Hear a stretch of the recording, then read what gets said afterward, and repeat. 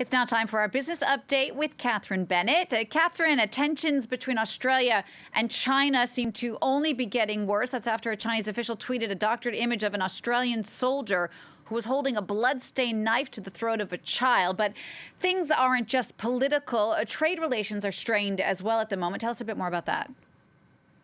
Well, that's right. So analysts are calling China has set out a series of sanctions on various Australian exports, and analysts are calling that economic coercion, or even bullying, if you will. And that's also how it's been framed in a video campaign by a group of MPs from all over the world. They're urging consumers to buy Australian wine to help Australia get back at these bullying claims from China. So the Interparliamentary Alliance on China brings together 200 MPs from 19 countries, and their video is calling on consumers to buy Australian wine in solidarity with Canberra. Now, China has put anti-dumping tariffs of up to 212% on Australian wine, which essentially strangles its presence in the wine market in China. Now, this is a trade war that has clear beginnings. It began back in April when Australia joined the US in calling for a clear inquiry into the start of the coronavirus pandemic. Of course, Beijing didn't like that and then started slapping sanctions on.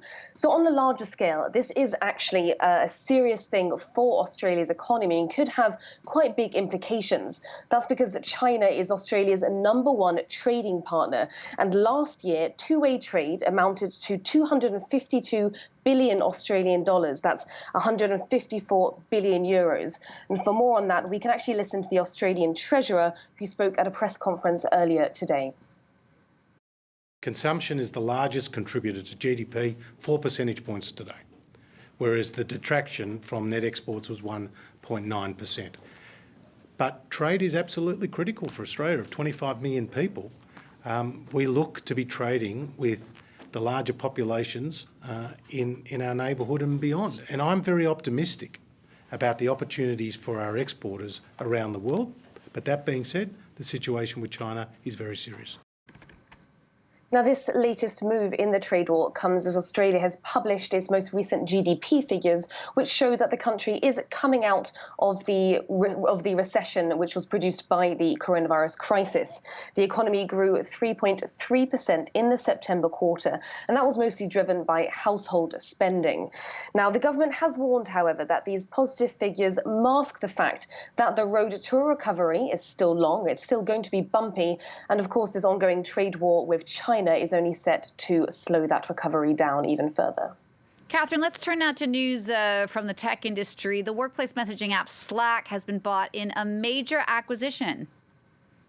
It has. So the cloud computing company Salesforce has decided to buy Slack for $27.7 billion. And this is actually quite interesting because it shows how the tech industry is willing to bet money on the fact that the way we work has fundamentally changed, that this shift to more digital remote working is actually set to be a permanent shift.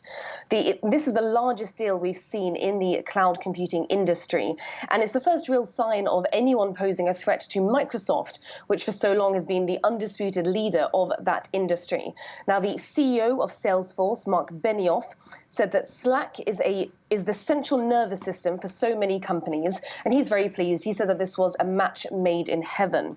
Now, the deal should be finalized next year, and of course, investors will be watching to see whether Salesforce is going to be able to exploit Slack to actually become a real challenger to Microsoft. Catherine, thanks for that. France 24's Catherine Bennett with your business update. Coming up for you after the break, the new Space Claw that's hoping to clean up 1 million pieces of space trash orbiting the Earth. That's coming up after the news. Stay with us.